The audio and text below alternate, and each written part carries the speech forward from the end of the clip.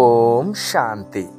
আজ 14ই এপ্রিল 2024, প্রাতমুরলি অব্যক্ত বাপদাদা, revise 15ই March 1999, Madhuban. ওম শান্তি। আজকে বাপদাদার মধুর মহাবাক্যের হেডলাইন হল কর্মাতীত অবস্থায় পৌঁছানোর জন্য কন্ট্রোলিং পাওয়ারকে বাড়াও, স্বরাজ্য অধিকারী হও। আজ বাপদাদা চতুর্দিকের পরম আত্মপ্রিয় নিজের রাজা মানে অত্যন্ত প্রিয় বাচ্চাদের দেখছেন। এই পরমাত্ম বৎসলতা বা পরম আত্ম ভালোবাসা খুব অল্প বাচ্চাদের প্রাপ্ত হয়। খুব অল্প সংখ্যক এমন ভাগ্যের অধিকারী হয়। এমন ভাগ্যবান বাচ্চাদের দেখে বাপ দাদাও প্রসন্ন হন। রাজা অর্থাৎ অতি মহিমাযুক্ত বাচ্চা। তো নিজেকে মহিমান্বিত বাচ্চা মনে করো। নামই হলো রাজযোগী। তো রাজযোগী অর্থাৎ মহামহিম বাচ্চা। বর্তমান সময়েও মহামহিম আর ভবিষ্যতেও মহামহিম। নিজের ডবল রাজপদ অনুভব করো তো না? নিজেকে দেখো যে আমি রাজা তথা মহামহিম হয়েছি, স্বরাজ্য অধিকারী হয়েছি। প্রত্যেক রাজ দরবারই তোমার অর্ডারে কাজ করছে। রাজার বিশেষত্ব কি হওয়া উচিত সেটা জানো তো না? রুলিং পাওয়ার আর কন্ট্রোলিং পাওয়ার, দুই পাওয়ার তোমাদের কাছে আছে। নিজের কাছে নিজে জিজ্ঞাসা করো যে রাজ দরবারই সদা কন্ট্রোলে চলছে। বাপদাদা আজ বাচ্চাদের কন্ট্রোলিং পাওয়ার, রুলিং পাওয়ার চেক করছিলেন। তো বলো, তিনি কি দেখে থাকবেন? তোমরা প্রত্যেকে তো জানো, বাপদাদা দেখছেন যে এখনো অখণ্ড রাজ্য অধিকার সকলের নেই। মাঝে মাঝে অখণ্ড খণ্ডিত হয়ে যায়। কেন? সদা স্বরাজ্যের পরিবর্তনে রাজ্য খণ্ডিত করে ফেলে। পর রাজত্বের লক্ষণ হল এই কর্মেন্দ্রিয়গুলো অধীন হয়ে যায়। মায়ার রাজ্যের প্রভাব অর্থাৎ পর অধীন বানানো। বর্তমান সময়ে মেজরিটি তো ঠিক আছে, কিন্তু মেজরিটি বর্তমান সময়ে মায়ার বিশেষ প্রভাব এসে যায়।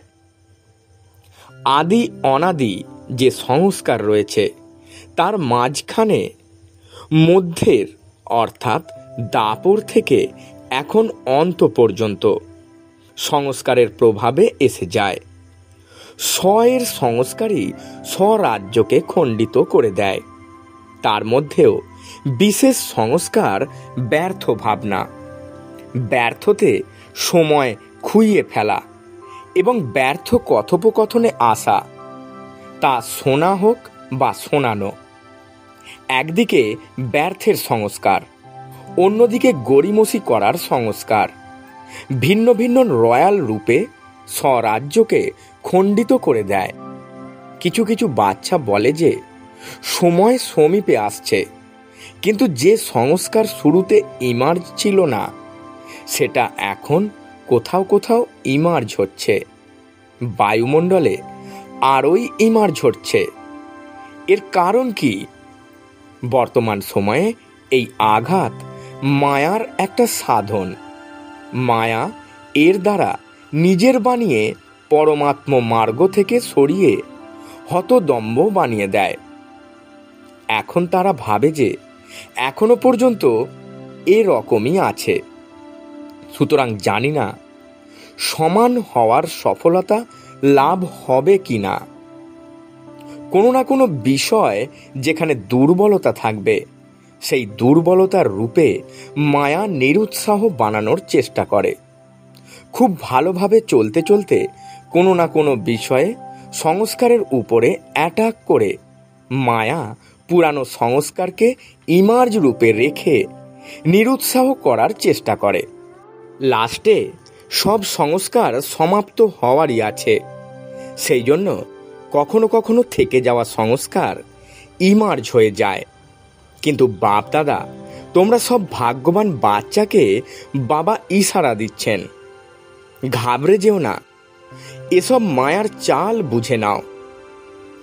আলস্য আর ব্যর্থ, এতে নেগেটিভও এসে যায়।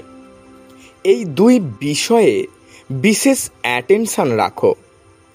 বুঝে যাও যে মায়ার আঘাত এটা বর্তমান সময়ের একটা সাধন। বাবার সাথে অনুভব, কম্বাইন্ড ভাবের অনুভব ইমার্জ করো। এমন নয় যে বাবা তো আমারই, সাথে তো আছেই আছে।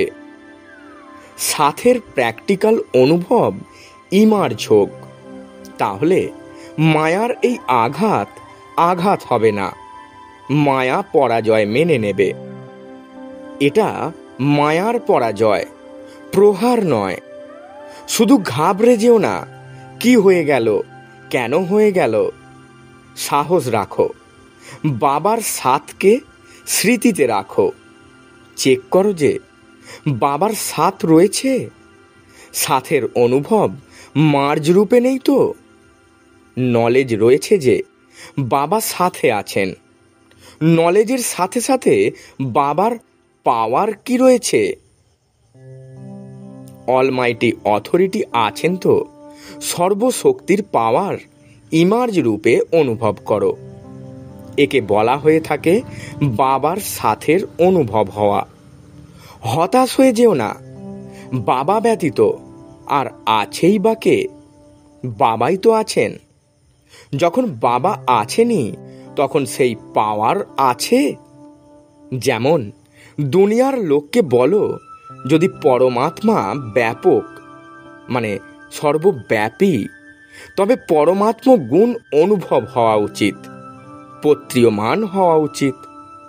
তাই তো বাপদাদাও তোমাদের জিজ্ঞাসা করেন যে যদি বাবা সাথে আছেন, কম মাইন্ড রয়েছেন, তাহলে সব কর্মের পাওয়ার অনুভব হয়, মানে সব শক্তি কি অনুভব হয়? অন্যদেরও অনুভব হয়? কি বুঝেছ? ডবল ফরেনার্স কি ভাবছ? পাওয়ার আছে, সদা আছে? প্রথম কোশ্চেনে তো সবাই হ্যাঁ করে দেয়। তারপরে যখন আর একটা কোশ্চেন আসে, সদা আছে, তখন চিন্তায় পড়ে যায়। সুতরাং অখণ্ড হলো না, তাই না? তোমরা কি চ্যালেঞ্জ করো? অখণ্ড রাজ্য স্থাপন করছো নাকি খণ্ডিত রাজ্য স্থাপন করছো? কি করছো? অখণ্ড, তাই না? টিচার্স বলো অখণ্ড। তো এখন চেক করো, অখণ্ড স্বরাজ্য রয়েছে? রাজ্য অর্থাৎ পালব্ধ সদার জন্য নেবে, নাকি মাঝে মধ্যে যদি কাটা হয় কোনো ক্ষতি নেই, এরকম চাও? নেওয়ার ক্ষেত্রে তো সদা চাই, আর পুরুষার্থ করতে কখনো কখনো চলবে এইভাবে। ফরেনারদের বলা হয়েছিল তো না যে নিজের জীবনের ডিকশনারি থেকে সাম টাইম আর সামথিং শব্দ বের করে দাও। এখন সাম টাইম শেষ হয়েছে। জয়ন্তী বলো, রেজাল্ট দেবে তো না? তো সাম টাইম শেষ। যারা মনে করে সাম টাইম শব্দ সদার জন্য সমাপ্ত হয়ে গেছে, তারা হাত তোলো। শেষ হয়ে গেছে নাকি শেষ হবে? লম্বা হাত তোলো। বতনের টিভিতে তোমাদের হাত তো এসে গেছে, এখানের টিভিতে সকলের আসে না। এটা কলিযুগী টিভি, তাই না? ওখানে জাদুর টিভি, সেই জন্য এসে যায়। তবুও খুব ভালো, অনেকে হাত তুলেছে, তাদেরকে সদাকালের অভিনন্দন। আচ্ছা, ভারতবাসী যাদের এখন প্র্যাকটিক্যালি সদাকালের স্বরাজ্য আছে, সব কর্মেন্দ্রিয় ল এবং অর্ডারে রয়েছে, তারা হাত তোলো। পাক্কা হাত তুলতে হবে, কাঁচা নয়। সদা স্মরণে রাখো, সবার মধ্যে হাত তুলেছ। পরে বাপদাদাকে মিষ্টি মিষ্টি অনেক কথা বলে থাকে। বলে, বাবা আপনি তো জানেনই তাই না, কখনো কখনো মায়া এসে যায়, তো নিজের হাতের সম্মান রাখবেন বাবা। ভালো, তবুও সাহস রেখেছ, তো মনোবল হারিও না। সাহসের প্রতি বাপদাদার সহায়তা আছেই আছে। আজ বাপদাদা দেখছেন যে বর্তমান সময় অনুসারে নিজের উপরে, সব কর্মেন্দ্রিয়ের উপরে, অর্থাৎ নিজের প্রতি নিজের যে কন্ট্রোলিং পাওয়ার হওয়া উচিত তা কম আছে, সেটা আরও বেশি প্রয়োজন। বাপদাদা বাচ্চাদের আত্মিক বার্তালাপ শুনে মৃদু মৃদু হাসছিলেন। বাচ্চারা বলে যে পাওয়ারফুল স্মরণ 4 ঘন্টা হয় না, বাপদাদা 8 ঘন্টা থেকে 4 ঘন্টা করেছেন। আর বাচ্চারা বলে 2 ঘন্টা ঠিক আছে। তাহলে বলো, কন্ট্রোলিং পাওয়ার হয়েছে? আর এখন থেকে যদি এই অভ্যাস না থাকবে, তবে সময় মতো পাস উইথ অনার রাজ্য অধিকারী কিভাবে হতে পারবে? হতে হবে তো না? বাচ্চারা হাসে। আজ বাপদাদা বাচ্চাদের অনেক কথা শুনেছেন। বাপদাদাকে হাসিয়ে থাকে, বলে ট্রাফিক কন্ট্রোল 3 মিনিট হয় না, শরীরের কন্ট্রোল হয়ে যায়, দাঁড়িয়ে যায়। নাম মনের কন্ট্রোল, কিন্তু মনের কন্ট্রোল কখনো হয় কখনো হয় না। কারণ কি? কন্ট্রোলিং পাওয়ারের অভাব। এটা এখন আরও বাড়ানোর প্রয়োজন আছে। অর্ডার করো, ঠিক যেমন হাত তুলতে যদি চাও তো হাত তুলে থাকো। ক্র্যাক যদি না থাকে তো তুলে তো থাকো, তাই না? সেই রকম মনের ক্ষেত্রেও এই সূক্ষ্ম শক্তিকে কন্ট্রোলে আসতে হবে, আনতে হবে। অর্ডার করো স্টপ, তো যেন স্টপ হয়ে যায়। সেবার জন্য ভাবলে আর সেবাতে লেগে গেলে। পরমধামে চলো বলার সাথে সাথে যেন পরমধামে চলে যায়। সূক্ষ্ম বতনে চলো বললে সেকেন্ডে পৌঁছে যাবে। যা ভাবছো তা অর্ডারে হোক। এখন এই শক্তিকে বাড়াও। ছোট ছোট সংস্কারে, যুদ্ধে সময় খুইয়ে দিও না। আজ এই সংস্কারকে তাড়ালে কাল তাকে তাড়ালে।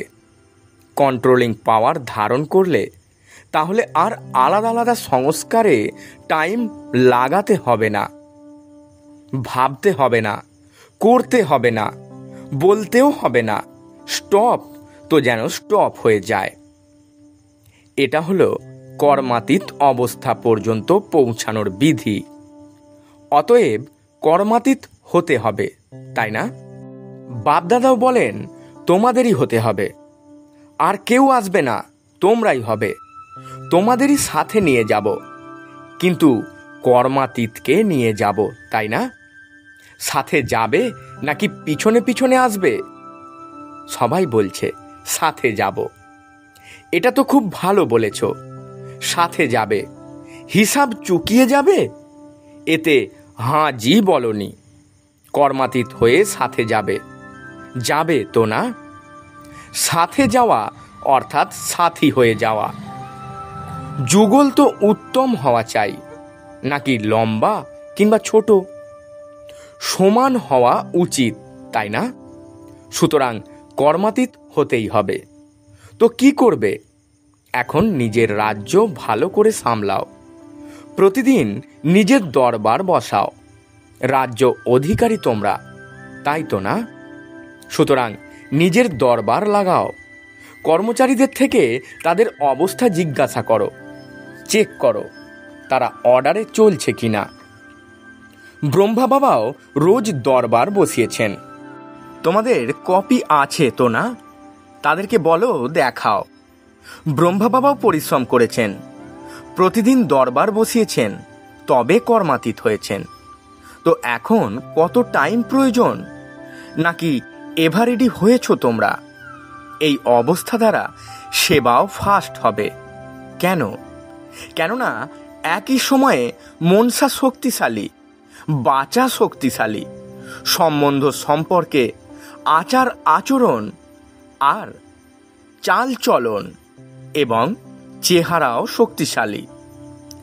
একই সময়ে এই 3 সেবা খুব ফাস্ট রেজাল্ট বের করবে।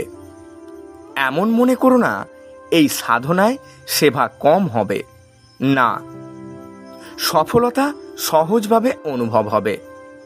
আর সবাই যে সেবারই নিমিত্ত রয়েছে, যদি সংগঠিত রূপে এমন স্টেজ বানায় তবে পরিশ্রম কম এবং সফলতা বেশি হবে। সুতরাং বিশেষ অ্যাটেনশন, কন্ট্রোলিং পাওয়ার বাড়াও। সংকল্প, সময়, সংস্কার সব কিছুর উপরে কন্ট্রোল হবে। বহুবার বাপদাদা বলেছেন, তোমরা সবাই রাজা। যখন যেভাবে চাও, যেখানে চাও, যত সময় চাও, সেইভাবে মন বুদ্ধিকে ল অ্যান্ড অর্ডারে চলতে দাও। তুমি বললে করতে হবে না, আর তবুও হয়ে চলেছে, করে চলেছে, তবে তো সেটা ল অ্যান্ড অর্ডারে নেই। তো স্বরাজ্য অধিকারী আপন রাজ্যকে সদা প্রত্যক্ষ স্বরূপে আনো। আনতে হবে তো না? তোমরা আনছো, কিন্তু বাপদাদা বলছেন সদা শব্দ অ্যাড করো। বাপদাদা এখন লাস্টে আর একবার আসবেন, তার জন্য একটা টার্ন থাকছে তোমাদের। এই লাস্ট টার্নে বাবা তোমাদের রেজাল্ট জিজ্ঞাসা করবেন। 15 দিন তো থাকছে তোমাদের, তাই না? তো 15 দিনে কিছু তো দেখাবে নাকি না? টিচাররা বলো 15 দিনে রেজাল্ট হবে? আচ্ছা, যারা মধুবনের তারা 15 দিনের রেজাল্ট দেখাবে। এখন বলো হ্যাঁ কি না। এবার হাত তোলো। তখন সবাই হাত তুলেছে। নিজেদের হাতের মান রেখো। যারা মনে করে চেষ্টা করবে, সেরকম যারা সচেষ্ট তারা হাত ওঠাও। জ্ঞান সরোবর, শান্তিবনের তোমরা উঠে দাঁড়াও। বাপদাদা মধুবন, জ্ঞান সরোবর, শান্তিবনের মুখ্য নিমিত্ত ভাই বোনেদের সামনে ডেকেছেন। বাপদাদা তো আপনাদের ডেকেছেন আপনাদের সাক্ষাৎকার করানোর জন্য। আপনাদেরকে দেখে সবাই খুশি হয়। এখন বাপদাদা কি চাইছেন সেটা বলছেন। পাণ্ডব ভবন, শান্তিবন, জ্ঞান সরোবর, হসপিটাল, এই 4 ধাম তো রয়েছে। পঞ্চমটা ছোট। 4টের প্রতি বাপদাদার একটা আশা আছে। বাপদাদা 3 মাসের জন্য 4 ধামে অখণ্ড, নির্বিঘ্ন, অনর, স্বরাজ্যধারী রাজাদের রেজাল্ট দেখতে চান। 3 মাস যেন এখান ওখান থেকে কোনো বিষয় সম্পর্কে শোনা না যায়। সব স্বরাজ্য অধিকারী নম্বর 1। 3 মাসের জন্য এমন রেজাল্ট হতে পারে। নির্বৈর ভাইয়ের প্রতি পাণ্ডবদের তরফ থেকে আপনি আছেন, হতে পারে। দাদি তো রয়েছেন, কিন্তু সাথে তো এই যে বসে আছেন সবাই আছেন, তবে হতে পারে। দাদি বললেন হতে পারে। পাণ্ডব ভবনের যারা বসে আছেন তারা হাত তুলুন। হতে পারে। আচ্ছা, মনে করুন কেউ দুর্বল, তার কিছু যদি হয়ে যায় তাহলে আপনারা কি করবেন? আপনাদের সাথে যারা রয়েছেন তাদেরও সাথ দিয়ে রেজাল্ট বের করবেন, এই বিশ্বাস আছে আপনাদের? এত মনোবল রাখেন আপনারা? হতে পারে। নাকি শুধু নিজের জন্য সাহস আছে? অন্যদের ব্যাপারগুলো সমাহিত করতে পারবেন? তাদের ভুল সমাহিত করতে পারবেন? বায়ুমণ্ডলে ছড়িয়ে দেবেন না, সমাহিত করবেন। একটু করতে পারবেন আপনারা? জোরে বলুন হ্যাঁ বাবা। তখন সবাই হাঁ জি বললেন। অভিনন্দন। 3 মাসের পরে রিপোর্ট দেখব। কোনো স্থান থেকেই যেন কোনো খারাপ রিপোর্ট না আসে। একে অপরকে ভাইবেশন দিয়ে সমাহিত করে দিও, আর ভালোবাসার সাথে ভাইবেশন দিতে হবে। কলহ বিবাদ যেন না হয়। এইভাবেই ডবল বিদেশিও রেজাল্ট দেবে, তাই না? সবাইকে হতে হবে, তাই না? ডবল বিদেশি যারা মনে করে নিজের সেন্টারে সাথীদের সাথে 3 মাসের রেজাল্ট বের করবে, তারা হাত তোলো। যারা ভাবছো চেষ্টা করবে, বলতে পারছো না, তারা কেউ আছো তো হাত তোলো। স্বচ্ছ হৃদয়, যাদের স্বচ্ছ হৃদয় তাদের সহায়তা লাভ হয়। আচ্ছা, এরপর বাপদাদা সব জনের ভাই বোনেদেরও হাত তুলিয়েছেন তথা নিজের স্থানে দাঁড় করিয়েছেন। প্রথমে মহারাষ্ট্র, দিল্লি, কর্ণাটকের ভাই বোনেদের দাঁড় করিয়েছিলেন এবং প্রতিজ্ঞা করিয়েছেন। তারপরে যারা ইউপি থেকে, তাদের সেবার অভিনন্দন জানিয়েছেন। আচ্ছা, চারিদিকের সকল স্বরাজ্য অধিকারী আত্মাদের, সদা অখণ্ড রাজ্যের যোগ্য আত্মাদের, যারা সদা বাবার সমান কর্মাতীত স্থিতিতে পৌঁছায়, বাবাকে ফলো করে এমন তীব্র পুরুষার্থী আত্মাদের, যারা সদা একে অপরকে শুভ ভাবনা, শুভ কামনার সহযোগ দেয়, এমন শুভচিন্তক বাচ্চাদের স্মরণের স্নেহসুমন আর নমস্কার। আমরা আত্মারূপী বাচ্চারা আমাদের আত্মারূপী মাতা পিতা বাপ দাদাকে জানাই স্মরণের স্নেহসুমন আর সুপ্রভাত এবং শতকোটি নমস্কার। বরদান: বিঘ্নকারী আত্মাকে শিক্ষক মনে করে তার থেকে পাঠ পড়ে অনুভাবী মূর্ত ভব। ব্যাখ্যায় বাপদাদা বলছেন, যে আত্মারা তৈরি করার নিমিত্ত হয়, তাদের বিঘ্নকারী আত্মা হিসাবে দেখো না, তাদেরকে সদা পাঠ পড়ানোর, সামনে এগিয়ে দেওয়ার জন্য নিমিত্ত আত্মা মনে করো, অনুভাবী বানানো শিক্ষক মনে করো। যখন তোমরা বলো যে নিন্দা করে সে মিত্র, তখন সে বিঘ্নকে পাশ করিয়ে অনুভবী বানানো শিক্ষক হয়ে গেল। সেই জন্য বিঘ্নকারী আত্মাকে সেই দৃষ্টিতে দেখার পরিবর্তে সব সময়ের জন্য বিঘ্ন থেকে পার করানোর নিমিত্ত, অনর বানানোর নিমিত্ত মনে করো। এর থেকে আরও অনুভবের অথরিটি বৃদ্ধি হতে থাকবে। স্লোগান: কমপ্লেনের ফাইল শেষ করে ফাইন আর রিফাইন হও। ওম শান্তি। নমস্কার।